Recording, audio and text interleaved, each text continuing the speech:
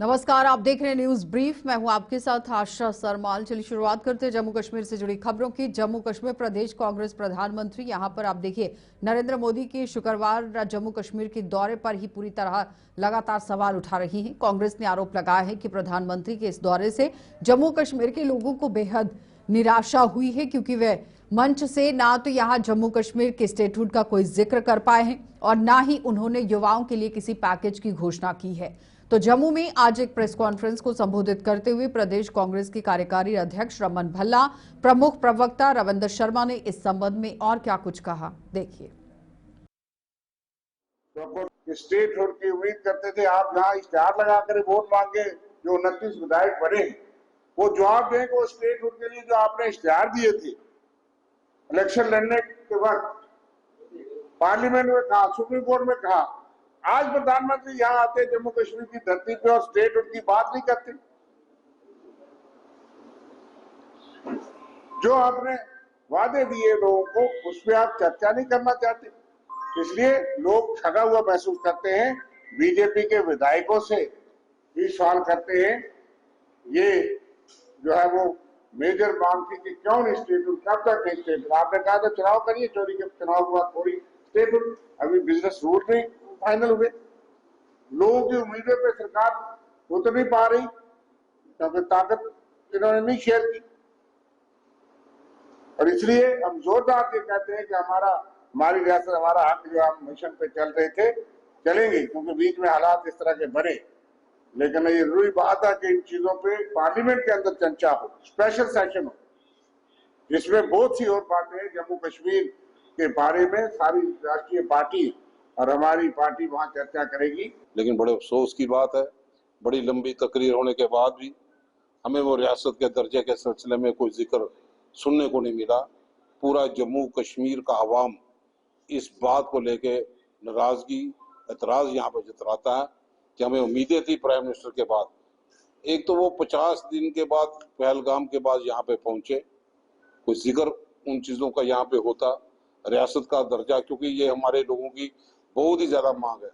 और वो खुद ही कहते हैं कि जहाँ पे विकासित के आगे कोई बात होगी तो प्रधानमंत्री खुद खड़ा उनके सामने दिखाई देगा। डबल सिस्टम, डबल सरकार, ड्यूअल पावर सिस्टम वो जम्मू कश्मीर में नहीं चलता, जिससे आम लोगों की दिक्कतें और बढ़ती चली जा रही है। और मैं समझता हूँ कि इसका जिक्र करते नौजवानों को काफी उम्मीद थी कि उनको अच्छा सा पैकेज यहाँ पे मिल पाएगा, रोजगार के सिलसिले में कन्फ्यूजन सा, शायद वो कहना क्या चाहते थे जम्मू कश्मीर की जनता को समझ नहीं आया कि वो बात क्या कहना चाहते थे। हमें लगता था कि वो मुंह तोड़ जवाब आतंकवाद को खत्म करने के लिए दूसरे मुल्क जो हमारे जम्मू कश्मीर में हस्तक्षेप कर रहे हैं, एक करारा जवाब यहाँ पे मिलता है।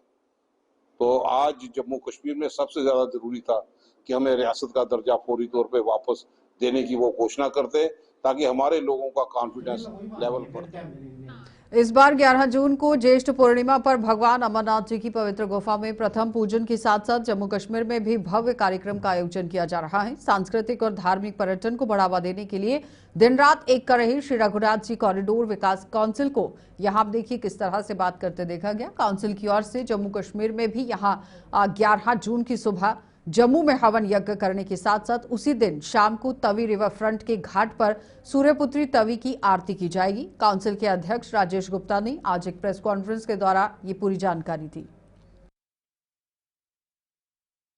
का प्रथम पूजन, श्री अमरनाथ जी की यात्रा का प्रथम पूजन का समय ज्येष्ठ पूर्णिमा, जो कि इस साल 11 जून को आ रही है। हर साल 11 जून को ज्येष्ठ पूर्णिमा के दिन श्री अमरनाथ जी की पवित्र गुफा के ऊपर श्राइन बोर्ड के द्वारा और श्री बाबा अमरनाथ, बूढ़ा अमरनाथ यात्री न्यास, विश्व हिंदू परिषद सबके द्वारा एक साझा तौर पर पूजन किया जाता है। वो पूजन जम्मू में भी होता है और उस पूजन की पवित्र तिथि को लेकर के, जबकि ऐतिहासिक तौर पर, पौराणिक तौर पर उस दिन से ये यात्राएं शुरू होनी चाहिए। रक्षाबंधन से 2 माह पहले ज्येष्ठ पूर्णिमा और रक्षाबंधन पर ये यात्राएं कंक्लूड होती हैं। तो उस दिन, ज्येष्ठ पूर्णिमा के दिन, सूर्यपुत्री तवी, जो कि माँ गंगा की छोटी बहन के रूप में हम जिसको जानते हैं, उसके किनारे पर इस पवित्र आरती का पुनः सृजन करने का निर्णय इस काउंसिल के द्वारा लिया गया है। अब क्योंकि वो दिन श्री अमरनाथ जी की यात्रा के शुरुआत का दिन है। उस दिन पहली पूजा होती है, प्रथम पूजन का दिन है और सही मायने में हमारे ग्रंथों के मुताबिक उसी दिन से ये यात्रा शुरू होनी चाहिए। तो उस दिन सुबह रवि नदी के तट पर विश्व हिंदू परिषद के द्वारा एक बड़ा हवन पूजन, ताकि भोलेनाथ से हम यात्रियों की सुविधा के लिए, उनकी सुरक्षा के लिए एक प्रार्थना कर सकें कि यात्रा जो है मंगलमय हो, कोई इस तरह का पहलगाम जैसा दोबारा इंसिडेंट ना हो, आतंकवादियों के ऊपर सख्ती बने रहे। उसको लेकर के सुबह एक हवन किया जाएगा 9 बजे, 10 बजे पूर्णाहुति होगी और उसके बाद शाम को पवित्र आरती, महाआरती, तवी आरती, रघुनाथ आरती, बहुत लोगों ने उसको अलग अलग नाम देने शुरू कर दिए हैं और जिसमें कि जिस आरती में के सभी देवी देवताओं की आराधना है और भोलेनाथ की मुख्य रूप से ईद उल अजहा का त्यौहार आज धार्मिक हर्षोल्लास के साथ मनाया जा रहा है। जम्मू कश्मीर में भी आज ईद के अवसर पर ईदगाहों में दुआओं के साथ साथ यहां पर लोगों ने एक दूसरे के साथ गले मिलकर इस पर्व की मुबारकबाद दी। मुख्यमंत्री उमर अब्दुल्ला ने जम्मू कश्मीर के लोगों को ईद की मुबारकबाद दी। उन्होंने उम्मीद जताई है कि इससे यहां ईद के त्यौहार को मद्देनजर रखते हुए भाईचारे को और मजबूत करने के साथ साथ अमन और शांति का प्रतीक भी माना जाता है। मुख्यमंत्री उमर अब्दुल्ला ने अपने पिता डॉक्टर फारूक अब्दुल्ला और अन्य परिजनों के साथ श्रीनगर से दरगाह शरीफ में ईद की नमाज अदा कर जम्मू कश्मीर की शांति और खुशहाली की दुआएं मांगी। उन्होंने श्रीनगर की जामिया मस्जिद में आज ईद की नमाज अदा करने के बाद इजाजत न दे, आप देखिए जो नमाज अदा करने की इजाजत न देने पर भी कड़ा ऐतराज जताया। जब आप देखिए जिस तरह से उमर अब्दुल्ला डॉक्टर फारूक अब्दुल्ला पहुंचे थे, ईद की नमाज अदा की, लेकिन कई आरोप भी उन्होंने लगा दिए। मैं अपने तमाम साथियों की तरफ से, जमात में अपने तमाम साथियों की तरफ से मैं सबको ईद की बहुत बहुत मुबारकबाद पेश करना चाहता हूं। उम्मीद करता हूं कि ये ईद जम्मू कश्मीर के लिए, इस मुल्क के मुसलमानों के लिए, इस दुनिया के मुसलमानों के लिए अच्छे दिन और अमन और भाईचारा जो है उसको और ज़्यादा मजबूत करे और ज़्यादा जो है फले फूले। इस मौके पे जहाँ पे हम सब ईद की खुशियाँ मना रहे हैं, वहाँ पे ज़ाती तौर मुझे इस बात का ज़रूर अफसोस है कि एक बार फिर श्रीनगर के ऐतिहासिक जामा मस्जिद में आज ईद की नमाज अदा करने की इजाज़त नहीं दी गई। ये फैसले किस बुनियाद पे लिए जाते हैं मुझे उसकी जानकारी नहीं है, लेकिन कभी ना कभी हमें अपने लोगों पे भरोसा करना होगा। ये वही लोग हैं जो 22 अप्रैल के बाद अपनी मर्जी से पहलगाम के हमले के बाद बाहर आके उन्होंने उस हमले के खिलाफ अपनी नाराजगी का इजहार किया और ये कहा कि हम इस हमले के साथ नहीं हैं, हम इस हमले की मजम्मत करते हैं।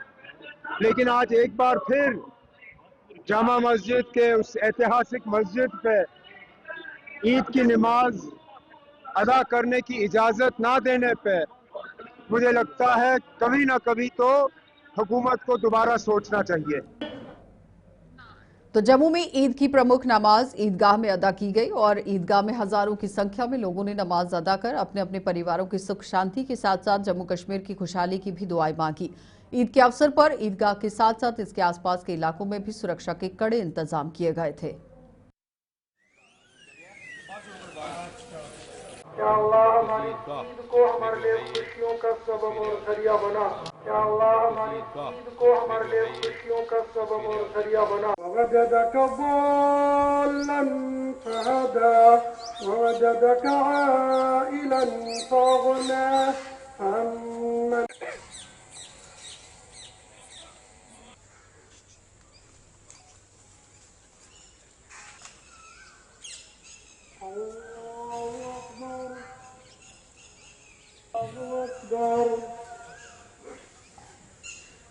अल्हम्दुलिल्लाह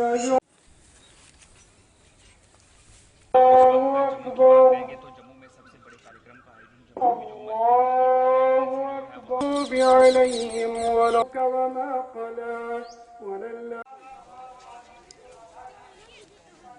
सबसे पहले हम दुनिया भर में बसने वाले तमाम इंसानों को इस ईद उल अज़हा के मौके पर मुबारकबाद पेश कर लेते हैं कि जिस तरीके से आज हम खुशी का माहौल लेकर चल रहे हैं और एक दूसरे के साथ खुशी के साथ प्यार मोहब्बत के साथ चल फिर रहे हैं, हमारी दुआ रहेगी हम इसी तरीके से सारी ज़िंदगी एक दूसरे के साथ हमदर्दी प्यार मोहब्बत के साथ ज़िंदगी गुजारते रहेंगे और एक दूसरे का साथ बटाकर ज़िंदगी गुजारेंगे।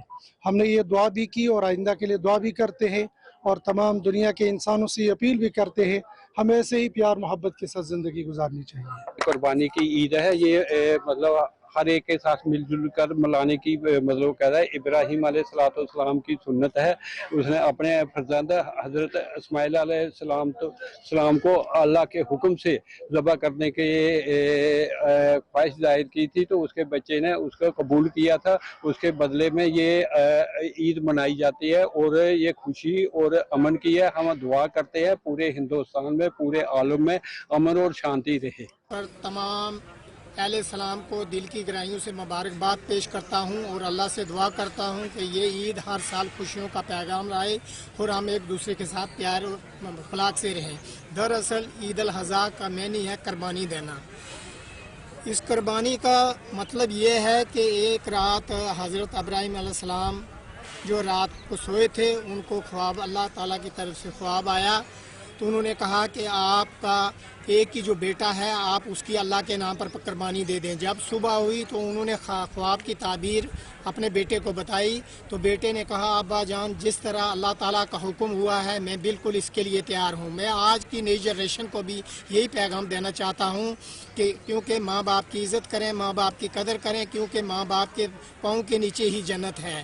तो मैं इस पर यह कहना चाहता हूँ कि गरीब लोग, सबसे बड़ी बात है कि गरीब जो लोग हैं जिनका कोई सहारा नहीं है उनकी मदद करें, ताकि जिस तरह आप लोग ईद मनाते हैं, नए नए कपड़े पहनते हैं, उस तरह वो गरीब लोग भी आप उनकी मदद करें ताकि वो भी आपके साथ।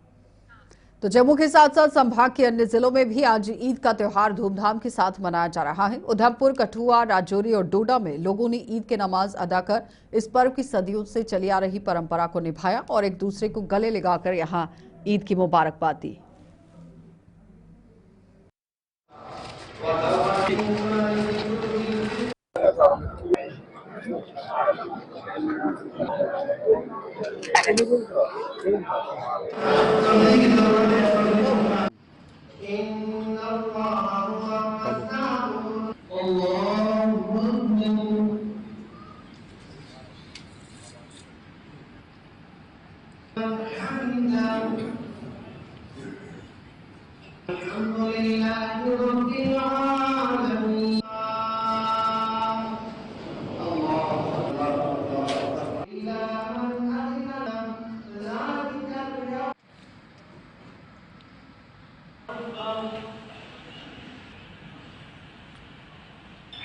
जैसा कि आप देख रहे हैं कि आज हजारों की तादाद में लोगों ने ईदगाह आदर्श कॉलोनी उधमपुर में ईद उल अज़हा की नमाज अदा की और मुल्क की तरक्की, आपसी भाईचारे के लिए, मुल्क की तरक्की के लिए दुआएं की गई। मेरी सभी सोसाइटी से ये अपील है कि हमने अपना जो आपसी भाईचारा है उसे मजबूत रखें, अपने स्टेट की, अपने मुल्क की तरक्की के लिए काम करें। तो आज मेरी तरफ से और हमारी तमाम कमेटी की तरफ से सभी को ईद की बहुत बहुत मुबारकबाद। और हिंदू भाइयों को जो मैं शुक्रिया अदा भी करना चाहता हूँ पुलिस डिपार्टमेंट का, खास करके एसएसपी साहब का, जैसा वो आज यहाँ आए और आज उन्होंने खुद अपने हाथों से सभी मुसलमान हमारे कम्युनिटी के लोगों को मिठाई खिलाई और मुबारकबाद दी। मैं पुलिस का दिल की गहराइयों से, डिस्ट्रिक्ट एडमिनिस्ट्रेशन का दिल की गहराइयों से शुक्रिया अदा करता हूं। और आज मेरी कमेटी की तरफ से, जो मस्जिद डेवलपमेंट कमेटी ईदगाह आदर्श कॉलोनी उधमपुर की ओर से, तमाम जम्मू कश्मीर के लोगों को और अपने देशवासियों को ईद की बहुत बहुत मुबारकबाद। तो आज एक बहुत खुशी का दिन है और आज हम देखें कि हज़ारों की तादाद में हमारे बीच में हमारे इस्लाम के मानने वाले जो हैं वो यहाँ जमा हुए, उन्होंने खुदा के सामने सजदा किया और दुआएं मांगी अपने घर के लिए, अपने वतन शहर के लिए, अपने वतन के लिए, है ना, और अपनी ज़िंदगी की खुशहाली के लिए आपने दुआएं मांगी। और मैं आपकी तरफ से आपकी माध्यम से सारे अपने अहले कठुआ को, अहले वतन को आज की इस खुशी के मौके में ईद की बहुत बहुत मुबारक पेश करता हूँ और ये दुआ करता हूँ कि ये ईदें, ये ईद, दिवाली, सारे त्यौहार जो हैं हम एक दूसरे से मिलकर मनाएं और ये खुशियों का एक गहवारा बने हमारा मुल्क, हमारा वतन, हमारा शहर। तो इसलिए मैं ये आपके माध्यम से एक बार फिर ये अपने तमाम भाइयों को इस दिन की, खूबसूरत दिन की मुबारकबाद पेश करता हूँ। और जो जितने भी मेरे भाई यहाँ पर, दूसरे भी गैर मुस्लिम भाई हमारे जो आज हमें मुबारकबाद देने आए हैं, मैं उनका शुक्रगुजार हूँ कि वो तशरीफ़ लाए और उन्होंने आकर हमारी खुशियों को दोबाला किया, वो हमारे बगल गिर हुए, हमारे गले मिले। और मैं चाहता हूं कि हम इसी तरह से मुस्कुराकर एक दूसरे से मिलते रहें, खुशियां बांटते रहें और दुआ गो रहें कि हम सब आगे बढ़ें, हमारा वतन आगे बढ़े, हम तरक्की करें। देखिए, ईद उल अज़हा के मौके पर मैं सबको मुबारकबाद पेश करना चाहता हूं। ये यहाँ ईद की नमाज अदा हम सब ने की है। जिस तरीके से रजौरी की रवायत रही है, यहाँ सब लोग मिलकर हर त्यौहार मनाते हैं, चाहे वो दिवाली हो, गुरपुरब हो, और ईद का त्यौहार भी सभी मिलकर मना रहे हैं। यहाँ एडमिनिस्ट्रेशन भी और हमारे सारे लोगों ने ईद की त्यौहार मनाया। मैं इस मौके पर, इस मुक़द्दस दिन के सदक़े में जो हमारे लोग शहीद हो गए, उनको खराज अक़ीदत पेश करता हूँ और जो बीमार हैं वो जल्द सेहतयाब हों, ये दुआ करते हैं। और सभी मिलजुल कर भाईचारे के साथ ये ईद मनाएं और आने वाले दिनों में हमारा मुल्क तरक्की करे, मेरी रियासत तरक्की करे, मेरे लोग यहाँ के तरक्की करें और मिलजुल कर ईद का त्यौहार मनाएं, यही मेरी दुआ। कुर्बानी का मतलब दूसरा होता है इसार, जज्बा, किसी के लिए अच्छे जज्बात रखना, किसी के फ़ायदे के लिए अपनी ज़रूरतों को कुर्बान करना। अल्लाह के दरबार में इस वक्त नज़र माननी है कि अल्लाह ने जो हुक्म दिया है, जो ड्यूटी हमको दी है, उसके लिए हम जान माल हर तरह से हाजिर हैं। ये एक सिंबॉलिक गेस्चर होता है कुर्बानी। जैसे आप कुर्बानी का, जैसे आप सिंबॉलिक गेस्चर करते हैं 15 अगस्त को, 15 अगस्त हमेशा लाखों रुपए आप खर्च करते हैं हर जगह, वो एक सिंबॉलिक है कि हम उसकी ईद। इसी तरह ये सिंबॉलिक है इसार का, कुर्बानी का, हर जज्बे का। कोई किसी को तकलीफ में देखो तो अपनी ख्वाहिशों को, अपनी ज़रूरतों को कुर्बान करो ताकि उसकी तकलीफ दूर हो सके। यही ईद का पैगाम होता है। किश्तवाड़, पुंछ, मेंढर और सांबा जिले के ही विजयपुर कस्बे में भी आज ईद का त्यौहार धार्मिक हर्षोल्लास के साथ मनाया गया। इन सभी जगहों पर स्थित ईदगाहों में यहाँ लोगों ने ईद की नमाज अदा की और एक दूसरे के गले मिलकर इस पर्व की मुबारकबाद दी।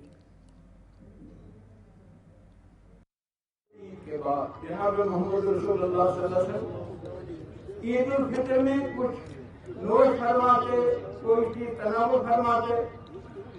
हदीस में आता है कि आप मीठी चीज तरह ये अफजल है। अगर कोई ईद के दिन, ये दिन क्या कहते हैं, कुर्बानी करता है, और कुछ लोगों में यह है कि जो खसी जानवर है, एक हिस्सा अपने लिए, सबका खाया जाना जाता है। अमन का पैगाम इंसानियत के नाम, इस हवाले से हमने ये ईद मनाई है। और मैंने अपने खुतबे में भी यह बात कही कि जहाँ तक इस्लाम का ताल्लुक है, इस हवाले से हमें हर मजहब के साथ बहस इंसान सलूक करना है और हर एक को गले लगाना है। ईद के दिन हम मुसाफा और मुआनिका करते हैं, हर एक को गले लगाते हैं, हर एक के साथ हाथ मिलाते हैं। ये ईद जो है खुशी का पैगाम है। ये खुशी हम सब के दरमियान बांटना चाहते हैं। अल्लाह ताला हमारी इस पूरी इंसानियत को सलामत रखे, हमारा आपसी भाईचारा बना रहे, कायम रहे और दायम रहे। हमें तौफीक दे कि हम इस भाईचारा के लिए हमेशा कोशिश करें। हमने तो की है, इससे पहले भी करते हैं और इंशाअल्लाह करते रहेंगे। मैं आज ईद के मौके पर सबसे पहले अपनी तरफ से और कायदे सानी डॉक्टर फारूक अब्दुल्ला साहब की तरफ से, उमर अब्दुल्ला साहब जो हमारे रियासत के चीफ मिनिस्टर हैं, उनकी तरफ से तमाम पुंछ के लोगों को मुबारकबाद देता हूं और अल्लाह ताला से यही दुआ करता हूं कि जो लोग हाली जंग में यहाँ पे शहीद हुए उनको जन्नत नसीब हो और जो ज़ख्मी हुए हैं वो जल्द से जल्द जो है वो सेहतमंद हो और जो लोगों के कारोबार, घर बार सब ख़त्म हो गया।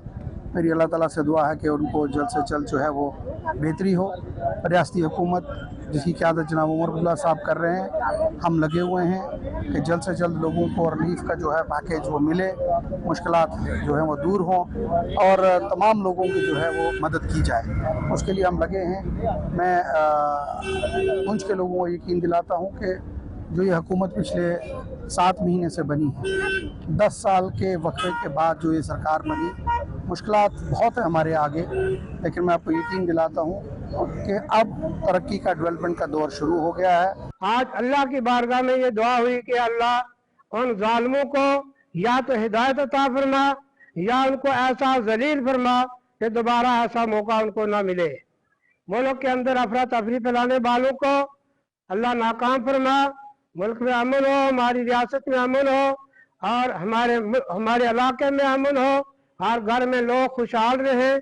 और दुआएं मांगी गई उम्मत मुसलमान के लिए और खुसूसन अपने मुल्क के लिए और यहाँ की आवाम के लिए कि हालात जो इस वक्त मुल्क के पिछले दिनों में अबतर हो चुके थे और हालात जंग की सूरत इख्तियार कर गए थे।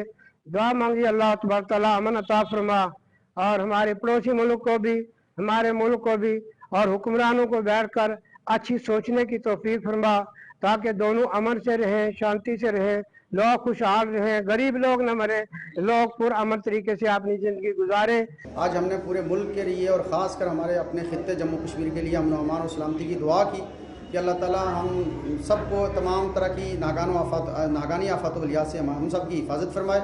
और ये दिन जो है एक पैगाम लेके आता है सब के लिए और ख़ासकर अहले ईमान के लिए कि जैसे कि हज़रत इब्राहीम अलैहिस्सलाम ने अपने साहबजादे हज़रत इस्माइल की कुर्बानी पेश की, तो ये वो उनकी सुन्नत है, उनका तरीक़ा है। लिहाजा इसका मतलब ये है कि एक अपने माल में से जो कुर्बान किया जाता है और उसको लोगों पर फ्री ऑफ कॉस्ट दिया जाता है, तो ये इस्लाम ने एक मतलब पैगाम दिया है कि अपने माल में से खर्च करके उन लोगों को जो भूखे हैं या नंगे हैं उनको पहनाया जाए कपड़ा और लिहाजा भूखों को खाना खिलाया जाए।